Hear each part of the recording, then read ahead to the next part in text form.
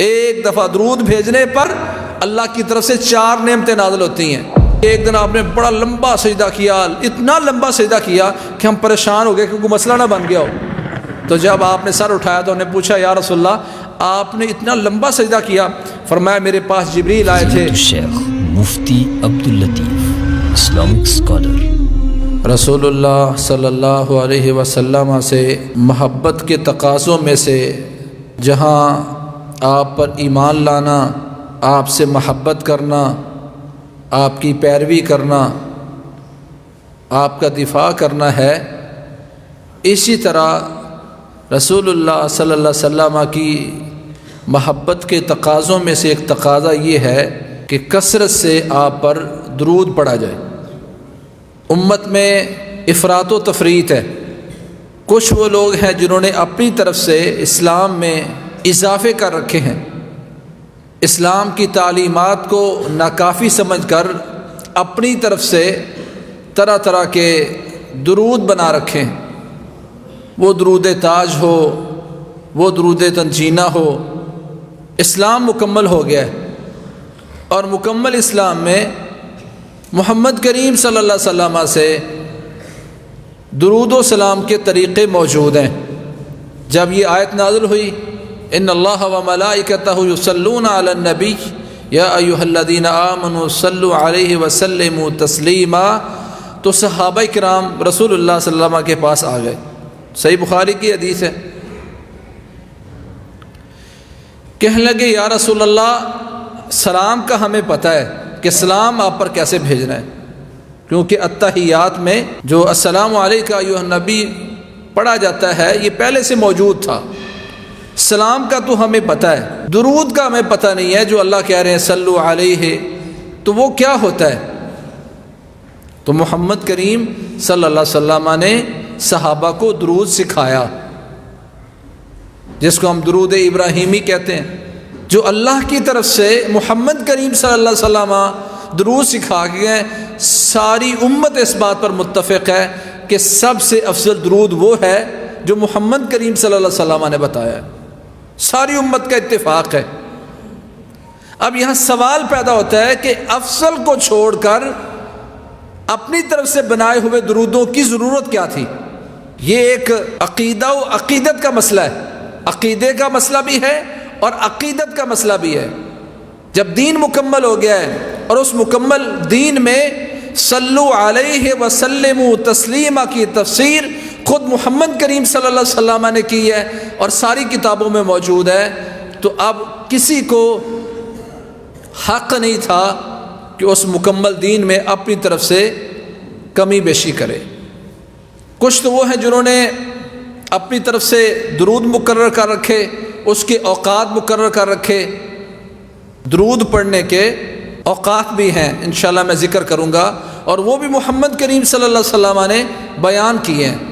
کچھ وہ لوگ ہیں جو درود تو پڑھتے ہیں مرضی کا، جب جی چاہا، ان کے ہاں کوئی اس کی اہمیت نہیں ہے، روٹین نہیں ہے۔ اور اس مسجد میں جمعے کے خطبے میں سب سے زیادہ بخیل بندہ موجود ہے، بس مجھے دیکھنا چاہیے کہ میرا شمار ان میں ہے کہ نہیں۔ رسول اللہ صلی اللہ علیہ وسلم نے پوچھا تھا ایک دن صحابہ کو، الا اخبرکم بابخل الناس، صحابہ کیا تمہیں میں دنیا کا جو سب سے بخیل، سب سے کنجوس انسان ہے، بخیل انسان ہے، اس کے بارے میں خبر نہ دوں؟ صحابہ نے کہا کیوں نہیں یا رسول اللہ، بتائیں کون ہے دنیا کا سب سے بڑا بخیل؟ فرمایا من ذکرت عنده فلم يصلی علی فذلک ابخل الناس، دنیا میں سب سے بڑا بخیل وہ ہے جس کے سامنے میرا ذکر ہو اور وہ مجھ پر درود نہ پڑے۔ خطبہ جمعہ میں کثرت سے رسول اللہ صلی اللہ علیہ وسلم کا نام آتا ہے، اور یہاں گونگے بہرے بیٹھے ہوتے ہیں جو دنیا کے سب سے بڑے بخیل ہیں، اور ان کو احساس بھی نہیں ہے۔ میں دنیا کا سب سے بڑا بخیل ہوں جب میرے سامنے محمد کریم صلی اللہ علیہ وسلم کا نام لیا جائے اور میں درود نہ پڑھوں، اور آپ بھی ہو سکتے ہیں اور میرے بچے بھی ہو سکتے ہیں۔ نعتیں نظمیں سنتے ہیں، اذانیں سنتے ہیں، واللہ اتنا ذکر ہوتا ہے محمد کریم صلی اللہ علیہ وسلم کا، پر امت آج اپنے نبی کی محبت کے تقاضوں کو پورا نہیں کرتی۔ جو جتنی محبت کرتا ہے پھر بھی وہ بخیل ہے، بلکہ دنیا میں سب سے بڑا بخیل ہے۔ اور یہ احساس اس وقت ہم نے امت کو دیا نہیں ہے، یہ شعور اس وقت ہمارے گھروں میں، عزیزوں میں موجود نہیں ہے۔ کسی باپ نے کبھی بچے کو ٹوکا ہو، تو بھائی کیا کر رہے ہیں؟ ادھر اذان ہو رہی ہے اور اذان کہنے والے نے کہا ہے اشہد ان محمدن، تو کوئی نہیں کہتا صلی اللہ علیہ وسلم۔ کوئی اذان کے بعد نہ اذان کا جواب دیا جاتا ہے اور نہ درود پڑھا جاتا ہے۔ محدثین نے اس پر لکھا ہے باقاعدہ کہ اگر رسول اللہ صلی اللہ علیہ وسلم کا نام نماز کے اندر بھی آ جائے، مثلا آیت پڑھی جائے محمد الرسول اللہ، تو نماز کے اندر صلی اللہ علیہ وسلم تو کوئی نہیں کہے گا۔ تو اتحیات میں درود اسی لیے رکھا گیا ہے کہ اگر نماز میں یا باہر اذان کو دے رہا اور آپ نماز پڑھ رہے ہیں، اس کے اندر آپ جواب نہیں دے پاتے، تو اتحیات میں درود اسی لیے رکھا گیا ہے تاکہ رسول اللہ صلی اللہ علیہ وسلم کا ذکر ہوا تھا اور آپ درود نہیں پڑھ سکے تو آخر میں پڑھ سکیں۔ کل دعاء محجوب حتی یصلی علی النبی صلی اللہ علیہ وسلم، کا لوگوں سن لو، تمہاری کوئی دعا اللہ کی طرف نہیں جائے گی، دعائیں رکی رہیں گی، کوئی دعا قبول نہیں ہوگی جب تک محمد کریم صلی اللہ علیہ وسلم پر درود نہ پڑھا جائے۔ بھائیو، ایک تو یہ ذہن میں رکھ لو کہ رسول اللہ صلی اللہ علیہ وسلم پر درود بھیجنا یہ فرض ہے، واجب ہے، کیونکہ ایک تو اللہ کا حکم ہے صلو علیہ وسلموا تسلیما، اللہ کا حکم ہے کہ میرے نبی پر درود پڑھیے، تو اللہ کا حکم یہ وجوب پر ہے۔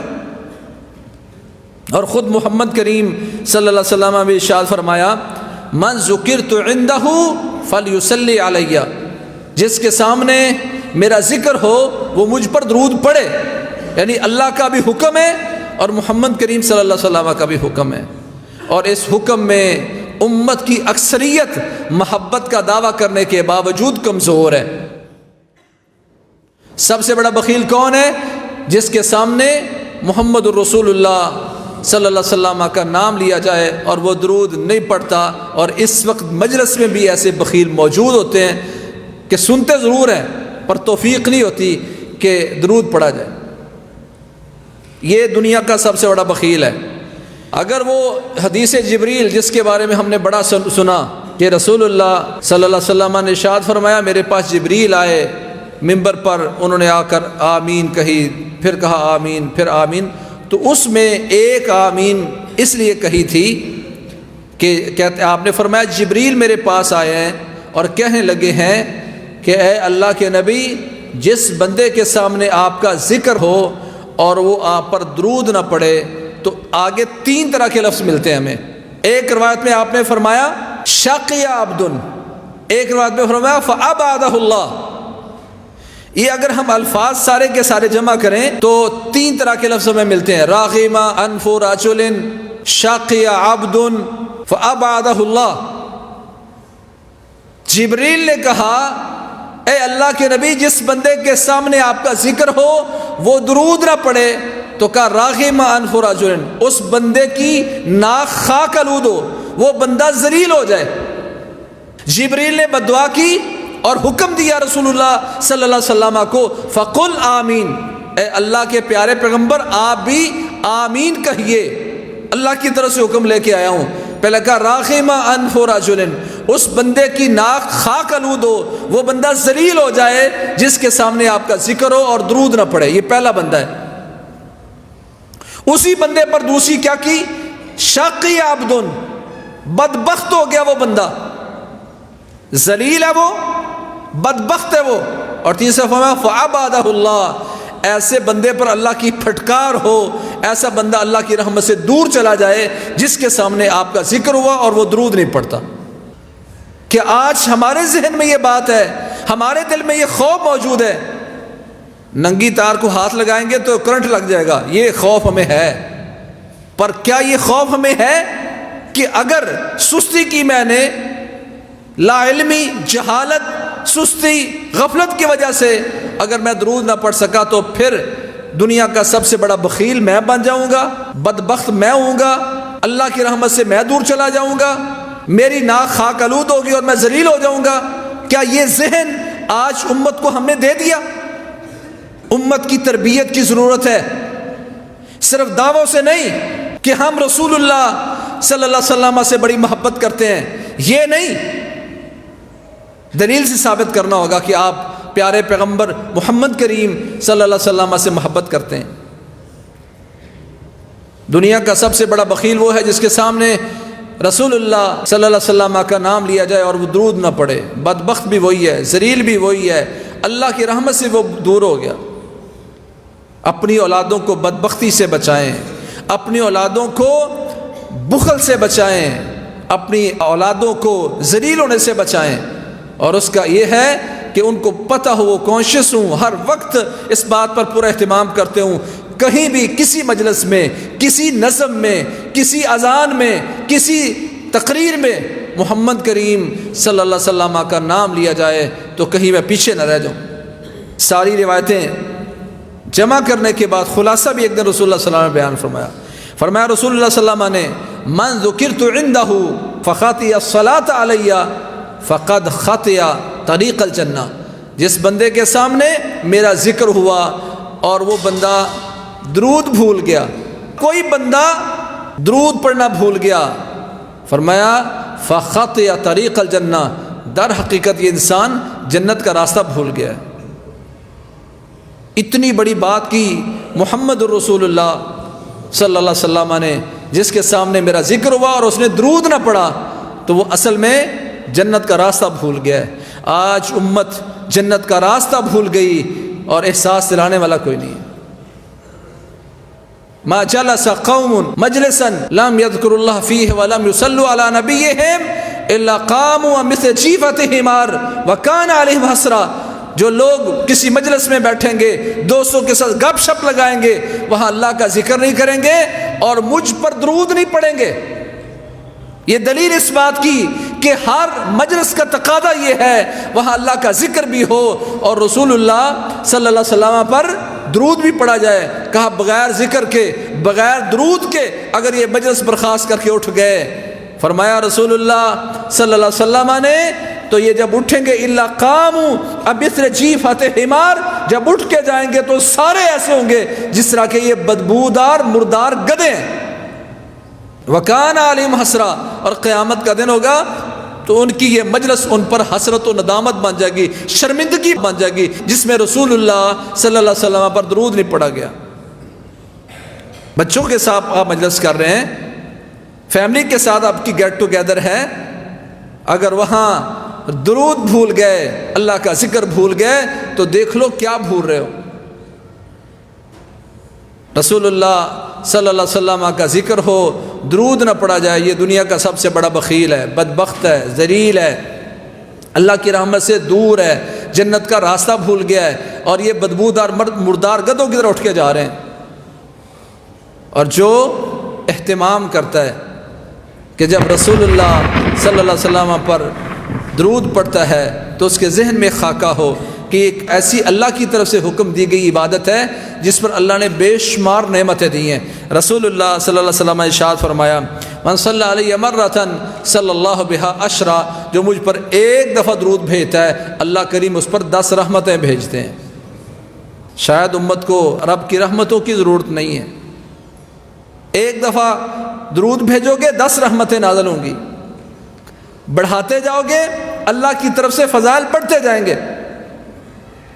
اسی لیے رسول اللہ صلی اللہ علیہ وسلم نے ارشاد فرمایا من صلی علیہ من امتی صلاۃ مخلصا من قلبہ صلی اللہ علیہ بہا عشرا، جو بندہ دل کے اخلاص کے ساتھ، محبت کے ساتھ مجھ پر ایک دفعہ درود بھیجتا ہے، اللہ پہلا احسان یہ کرتے ہیں اللہ کریم اس پر 10 رحمتیں نازل فرماتے ہیں، دوسرا احسان یہ کرتے ہیں اللہ اس کے 10 درجے بلند کر دیتے ہیں، تیسرا احسان یہ اس پر کرتے ہیں کہ اللہ کریم اس کے 10 گناہ مٹا دیتے ہیں، اور چوتھا اللہ اس پر یہ احسان کرتے ہیں کہ اس کی 10 نیکیاں لکھوا دیتے ہیں۔ ایک دفعہ درود بھیجنے پر اللہ کی طرف سے 4 نعمتیں نازل ہوتی ہیں. 10 مرتبہ رحمت نازل ہوئی، 1 2 3 4، یہ رحمتوں کی محتاج امت 10 مرتبہ اللہ کریم اس پر رحمتیں بھیجتے ہیں. 10 درجے بلند ہو گئے، 10 نیکیاں لکھ دی گئیں، 10 گناہ مٹا دیے گئے. کہ آج ہم اپنے بھائیوں میں، عزیزوں میں یہ درود کی اہمیت ان کے دلوں میں جاں گزی کر سکے. کتنا وقت لگتا ہے اگر ہم صبح 10 مرتبہ درود پڑھیں اور شام کے وقت 10 مرتبہ درود پڑھیں، کتنا وقت لگتا ہے؟ رسول اللہ صلی اللہ علیہ وسلم نے ارشاد فرمایا من صلی علیہ حین یصبح، من صلی علیہ عشرا حین یصبح وحین یمسی، جو بندہ صبح کے وقت بھی 10 دفعہ مجھ پر درود بھیجے اور شام کے وقت بھی مجھ پر 10 مرتبہ درود بھیجے، اللہ کریم اس پر احسان کیا کریں گے؟ فرمایا رب کریم کی طرف سے اللہ کا پیغام رسول اللہ صلی اللہ علیہ وسلم کیا فرمایا، جو صبح بھی 10 مرتبہ شام بھی 10 مرتبہ مجھ پر درود بھیجتا ہے، ادرکتہ شفاعتی یوم القیامہ، میں محمد کریم قیامت کے دن صلی اللہ علیہ وسلم اس بندے کا شفیع ہوں گا، اس کا سفارشی ہوں گا، اس بندے کے لیے میری شفاعت سفارش قائم ہو جاتی ہے جو صبح شام 10 مرتبہ مجھ پر درود بھیجتا ہے. آج اپنے بچوں کا آپ ہوم ورک دیکھتے کر کے جا رہا کہ نہیں؟ اسکول کی ڈائری دیکھتے اس پر کیا لکھا ہوا ہے؟ بڑا فکر ہے آپ کو اپنے بچوں کے مستقبل کا.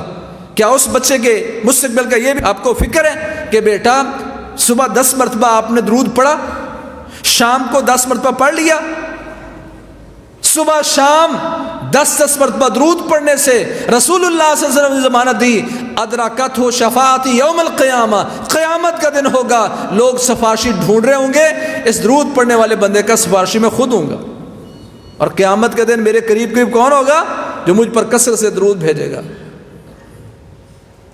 اسی طرح جمعے کے دن رسول اللہ صلی اللہ علیہ وسلم بالخصوص حکم دیا امت کو، اکثروا علیہ الصلاۃ یوم الجمعۃ ولیلۃ الجمعہ، جمعے کی رات اور جمعے کے دن کثرت سے مجھ پر درود بھیجا کرو. ویسے بھی آپ سارا دن کرتے ہوں گے، دن رات پیارے پیغمبر محمد کریم صلی اللہ علیہ وسلم پر درود کا اہتمام کرتے ہوں گے، پر کہا جمعے والے دن بالخصوص. میں یہ نہیں کہتا کہ آپ کہیں جمعے کے بعد ساری آل اولاد کو لے کے بیٹھے اور کہوں جی 1000 مرتبہ درود، نہیں.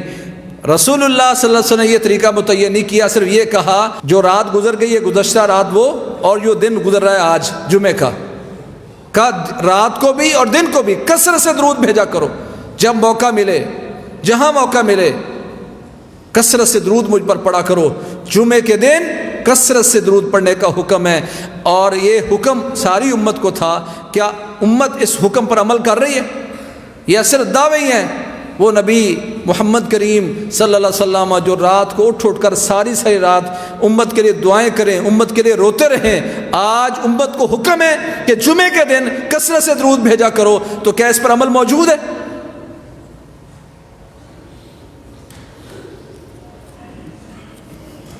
فرمایا لوگوں کثرت سے مجھ پر درود بھیجا کرو.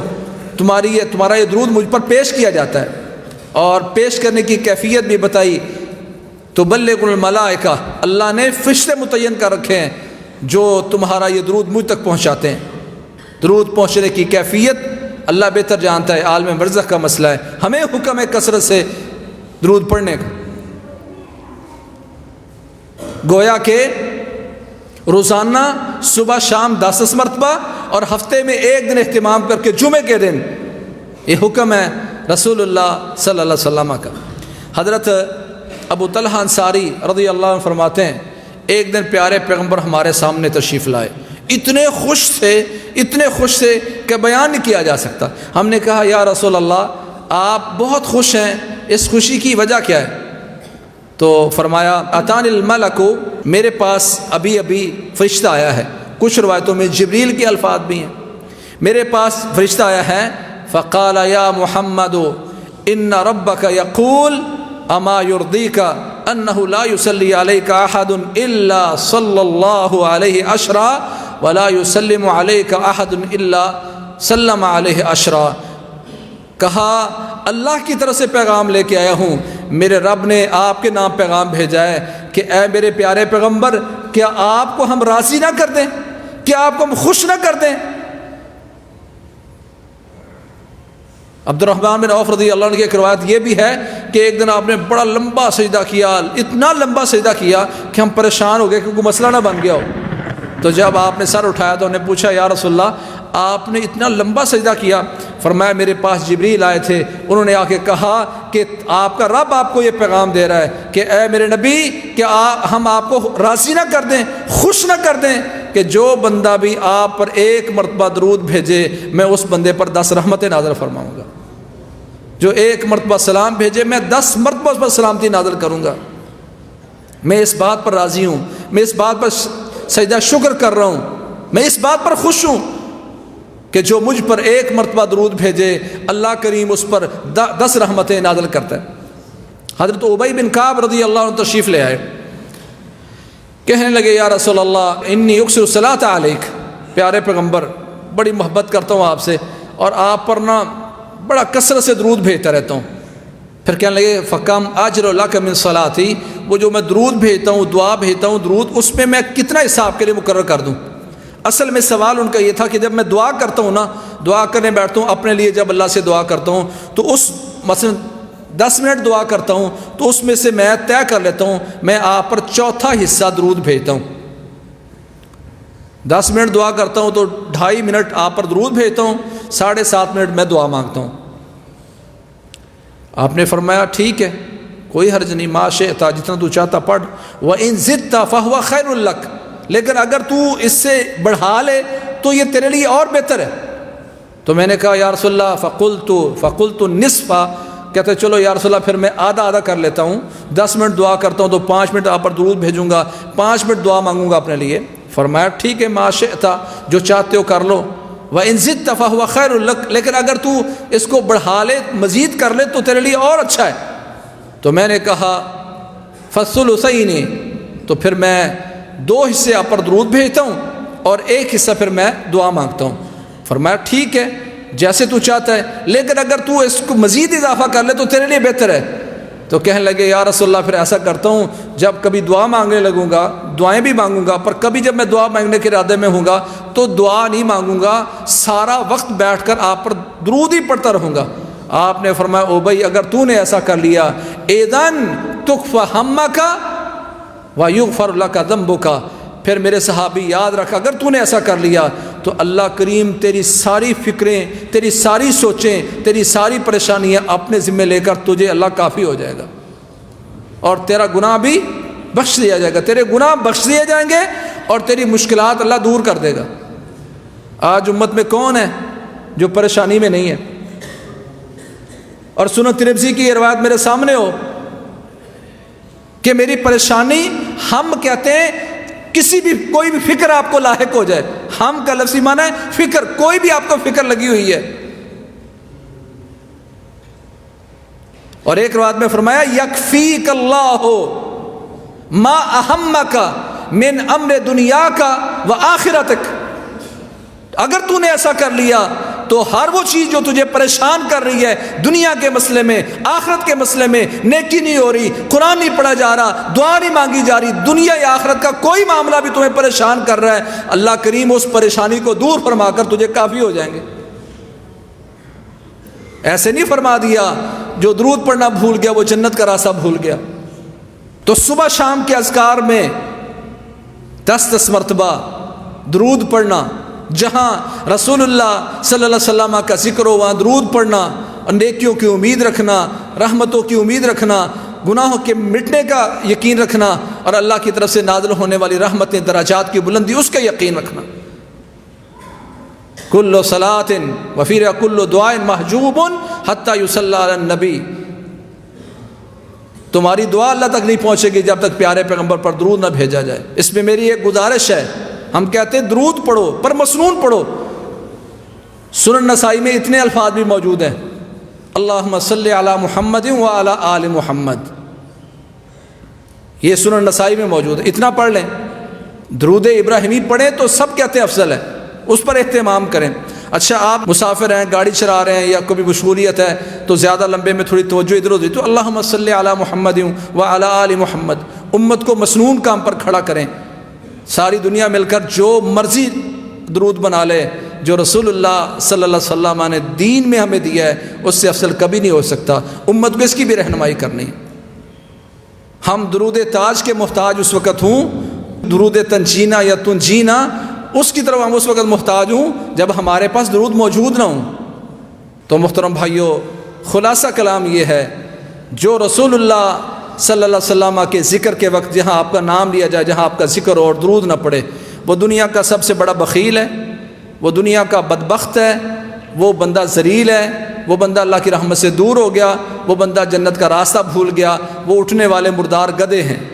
اور جو درود پڑھتے ہیں اللہ ان پر رحمتیں نازل کرتا ہے، درجات بلند کرتا ہے، اللہ کریم ان کی نیکیاں بڑھا دیتا ہے اور اللہ تعالیٰ ان کے گناہ مٹا دیتا ہے. فکریں اس سے دور ہوتی ہیں، گناہ اس سے ختم ہوتے ہیں. جمعے کے دن بالخصوص کثرت سے اس کا اہتمام کرنا چاہیے. ہمیں اپنا کچھ نہ کچھ وقت جمعے کے دن اس درود کے لیے بھی نکالنا چاہیے جو آپ ترغیب دلا کے گئے ہیں. یہ محمد کریم صلی اللہ علیہ وسلم کی محبت کے تقاضوں میں سے ایک بڑا تقاضا ہے کہ آپ پر کثرت سے درود بھیجا جائے. اللہ کریم ہمیں صرف دعووں والے مسلمان نہیں بلکہ دلیل سے ثابت کریں کہ ہم سے بڑھ کر کوئی محمد کریم صلی اللہ علیہ وسلم سے محبت کرنے والا نہیں ہے. اللہم صلی علی محمد وعلی آل محمد فاقول قولی ھذا واستغفر لی ولکم سبحانک اللہم وبحمدک اشہد ان لا الہ الا انت. خیر کی بات آگے شیئر کیجیے اور اپنے لیے صدقہ جاریہ بنائیے.